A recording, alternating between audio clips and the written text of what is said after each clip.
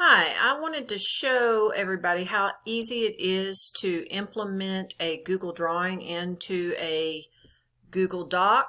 So I was going to show you how fast you can do this. So if you go to New Google Docs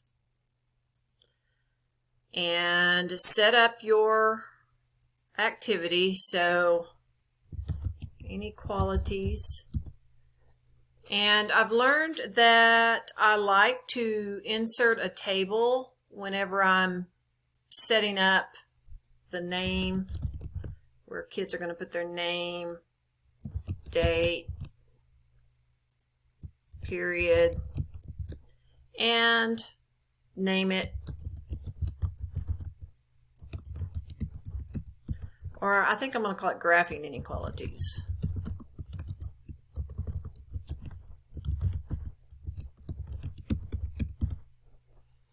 And I think I want that on the side there.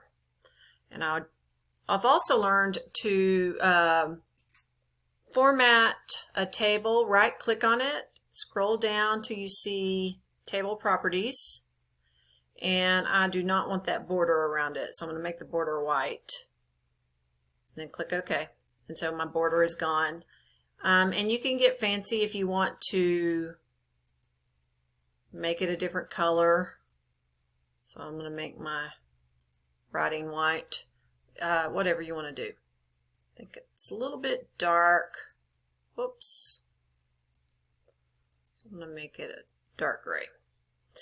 Alright, so now I have an idea of some things I want my students to do. So let's say I want them to graph x is greater than 6.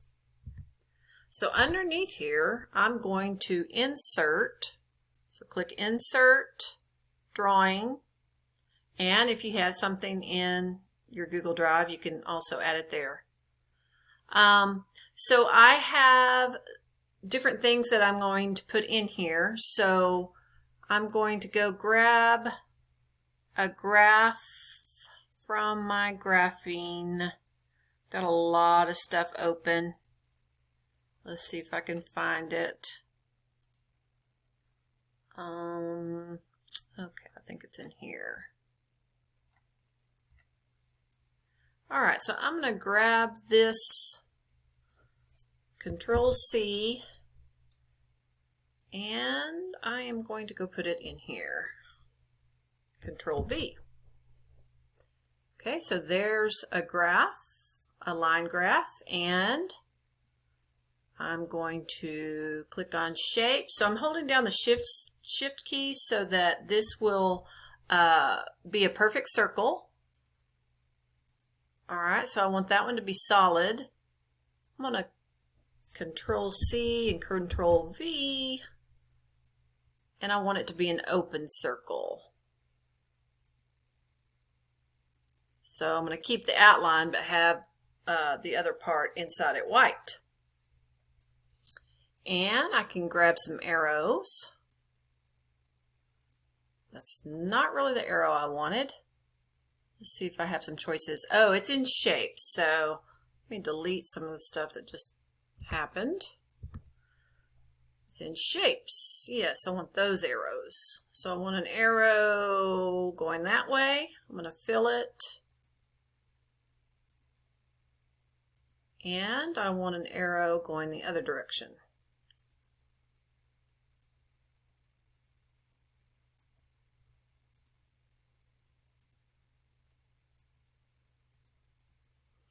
And that's it. There it is.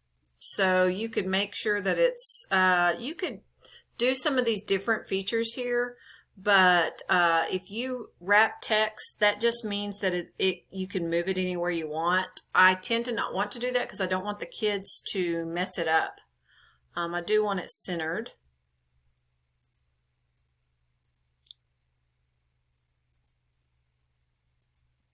Alright, won't let me out of it. So let's get it centered. Okay, it is, apparently.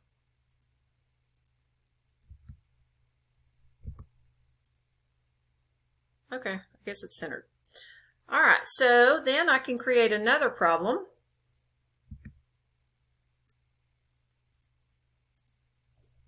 So number 2,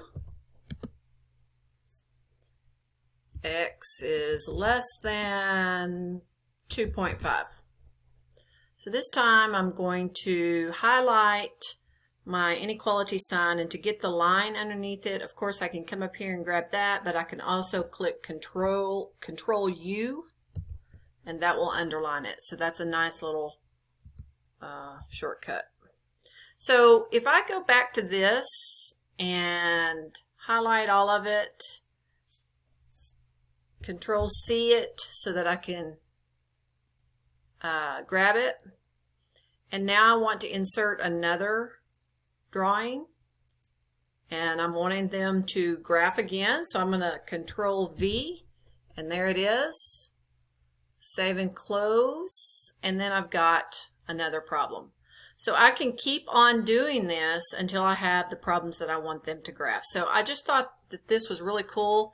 Now when a student clicks on it, they can move this to wherever they want it, and then move this and pull it to make it the length of the graph.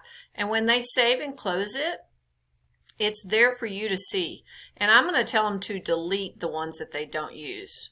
Okay, of course I didn't graph that, but I'm just demonstrating how you can actually move the lines and have the kids do something that's hands-on.